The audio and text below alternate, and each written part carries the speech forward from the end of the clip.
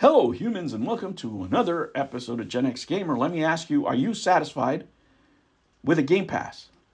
I am, and I've been a Game Pass member since the beginning, right? I wanted to try it, see what they had. Now, for those of you who remember, this is something that we've been wishing for ever since the days of the Sega Channel. And back in the day, wasn't available everywhere, right? And definitely not in my neighborhood where I grew up. But, it finally came to pass where you have a service where you could, play for a subscription to play games. Now, let me say this. I play a lot of retro games and I travel a lot. So the game for me has been great, especially with cloud gaming, games that you could play, you know, anywhere. It's great. I could start a Death Stranding here at the house, play it on my phone, and then play it on my PC when I'm traveling at the airport. It's great, right? I use it that way. Whether it's Fallout 76, I mean, I can be playing Bejeweled with my wife. That's the kind of games that are there, right? It's not until they started buying up all these studios, and I want to say in the last year, right, where you have all these releases and the content flow is starting to flow, right? Where you're getting all these games, and you start off with the Diablos, and then the Indiana Jones, and then Avowed, right? All games that I played. And now you have games that I'm actually looking forward to. That's the difference here. That's the reason I made this video, because finally they have games that I'm looking forward to playing. Other games I'm just interested in, right? The game that I'm looking forward to absolutely is Atomfall, right? I love Fallout 76. I like BioShock. This looks like in that realm. Let me tell you, I love first-person story-driven shooters. It's my cup of tea. And the one that I played for probably the most on this service was Atomic Heart. If you guys haven't played it, that's a game to play right there if you like that type of genre. And this game I'm looking forward to, right? I'm reading about it in magazines. I printed out some titles here.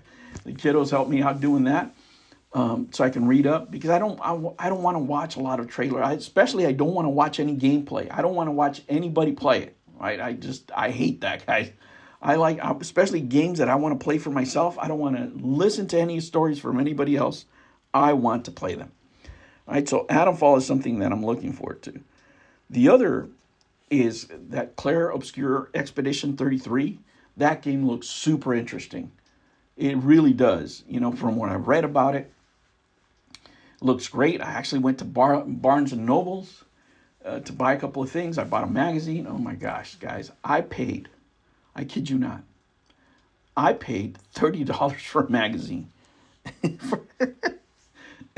That's all there was.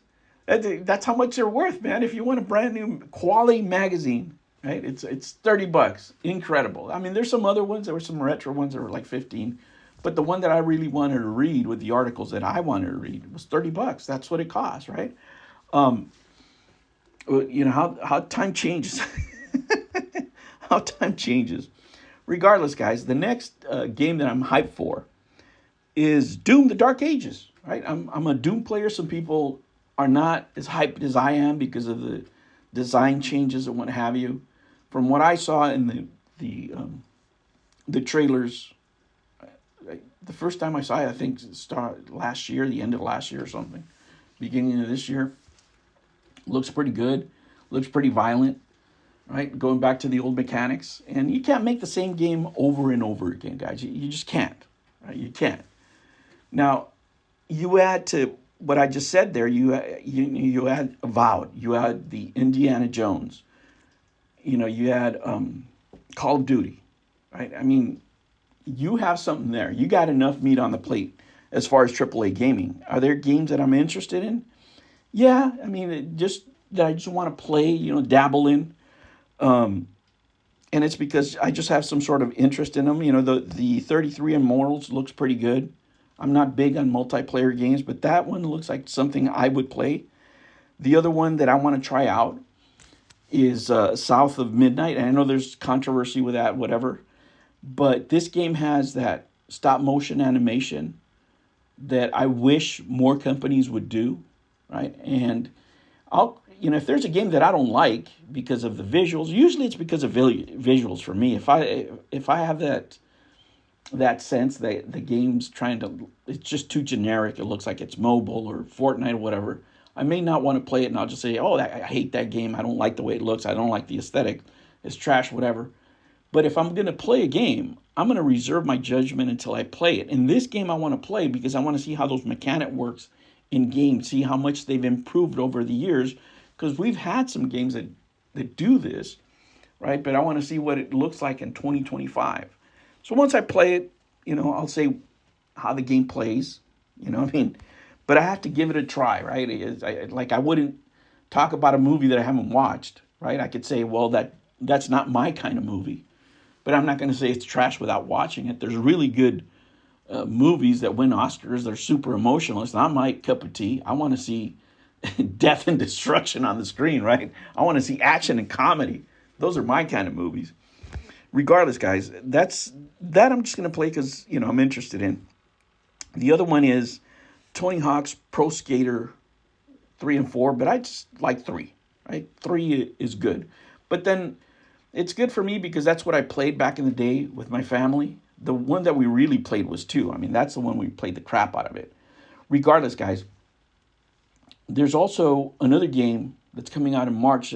I played it because my son bought it for me before I got injured. It's called Mullet Jack. Mullet Jack it's called. And it's really fast-paced. I mean, right now I just can't play it. But it's something you should try. It's not a Microsoft game, I don't believe so. But it's a really, really good game. And if you're into cyberpunk, it's pretty cool, man. I mean, it's a really good game.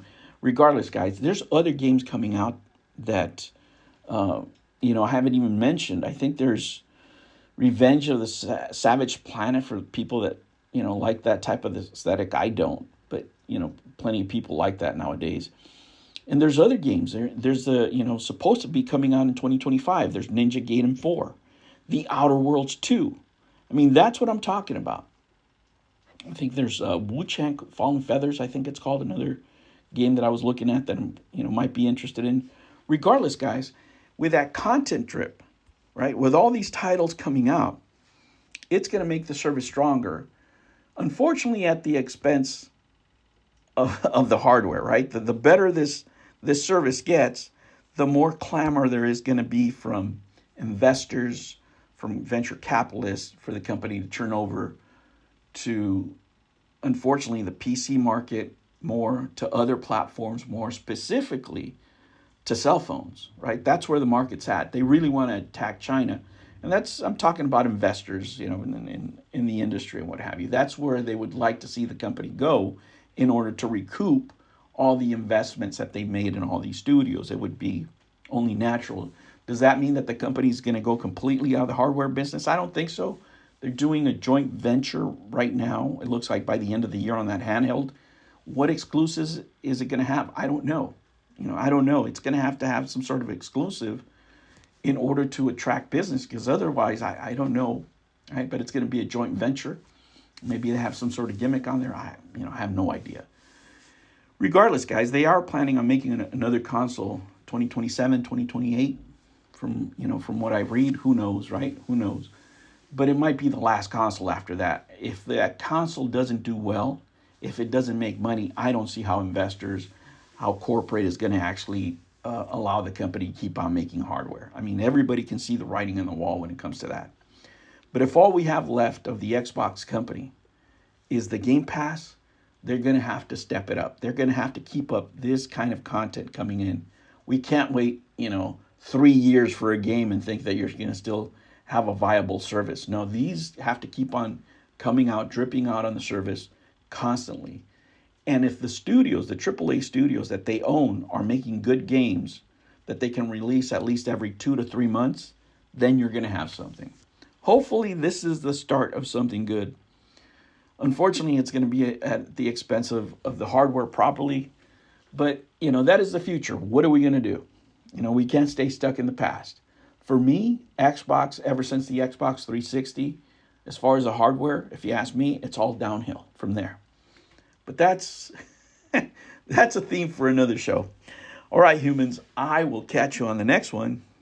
Make sure you like and subscribe. Hit that button for me. Take care.